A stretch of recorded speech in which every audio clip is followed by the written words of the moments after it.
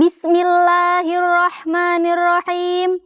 Assalamualaikum warahmatullahi wabarakatuh. Alhamdulillah, alhamdulillahilladzi a'tana as-sihhata wal afiyah. Wa shallallahum ala sayyidina Muhammadin tibbil qulubi wa dawaiha wa afiyatil abdani wa shifaiha wa nuril absari wa diyaiha. Alhamdulillah, Allah telah memberikan kita nikmat yang sangat besar. Di antara nikmat itu ialah nikmat Islam. Islam adalah agama yang sangat memperhatikan kesehatan jasmani dan kesehatan rohani. Hal ini dapat kita ketahui dari banyaknya hadis Nabi Muhammad SAW kepada kita. Barakatut ta'am al-udu'u qablahu wal-udu'u ba'dahu.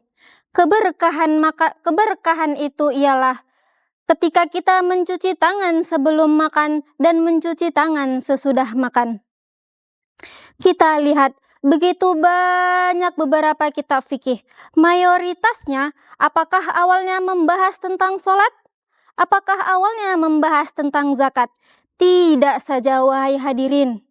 Mayoritas kitab-kitab fikih diawali dengan pembahasan mutahharah, yaitu bersuci. Apa hikmah dari ini?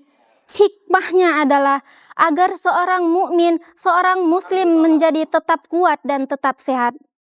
Hadirin yang dirahmati oleh Allah Subhanahu wa ta'ala. Islam tidak hanya memprioritaskan bagaimana cara sholat, bagaimana cara puasa, dan bagaimana cara haji. Akan tetapi Islam juga memprioritaskan kesehatan seorang muslim. Hadirin yang dirahmati oleh Allah Subhanahu wa ta'ala. Nabi besar Muhammad sallallahu alaihi wasallam jarang sekali kita lihat beliau sakit. Riwayat mengatakan 2 kali beliau sakit seumur hidup. Yang lain mengatakan 3 kali beliau sakit seumur hidup. Bagaimana tipsnya? Di antara tips beliau adalah yang pertama, sedikit beliau makan. Kalau kita dikit-dikit makan. Yang kedua, sedikit beliau tidur. Kalau kita dikit-dikit tidur. Dan yang ketiga, beliau tidak pernah memasukkan satupun makanan ke dalam tubuhnya kecuali makanan itu halalan thayyibah.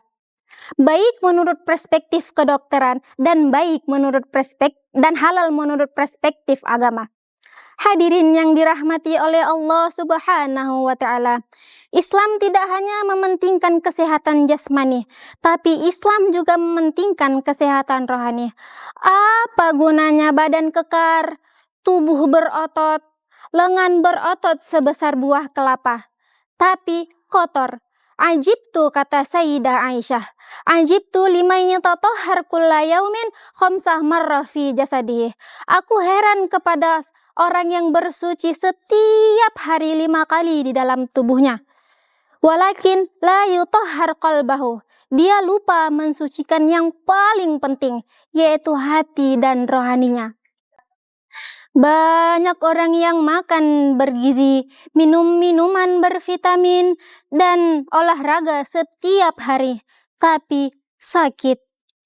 Pengarang kitab Al-Ghayatu wa Taghrib, Imam Abu Asy-Syuja' yang umurnya telah sampai 160 tahun. Walaupun begitu, tidak ada satupun anggota tubuhnya yang cacat, tidak ada satupun anggota tubuhnya yang bermasalah. Semuanya berfungsi. Ajib, mengapa bisa terjadi?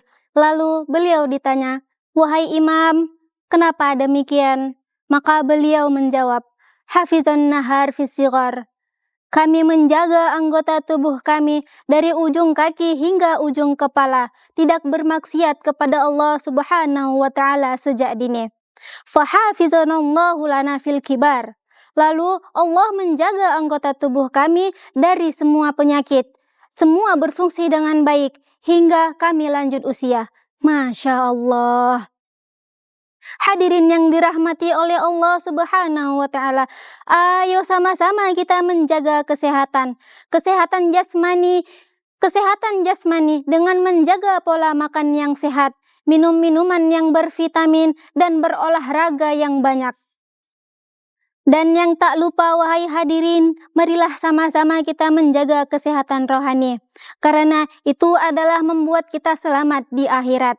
Dan dengan cara itu kita dapat tidak bermaksiat kepada Allah Subhanahu wa Ta'ala. Dari kita lanjut usia dini hingga mati. Wabillahi taufiq wal hidayah. Wa sallallahu ala sayyidina Muhammadin nabiyyi ummihi wa ala alihi wa sahbihi wa sallam. Walhamdulillahi rabbil alamin.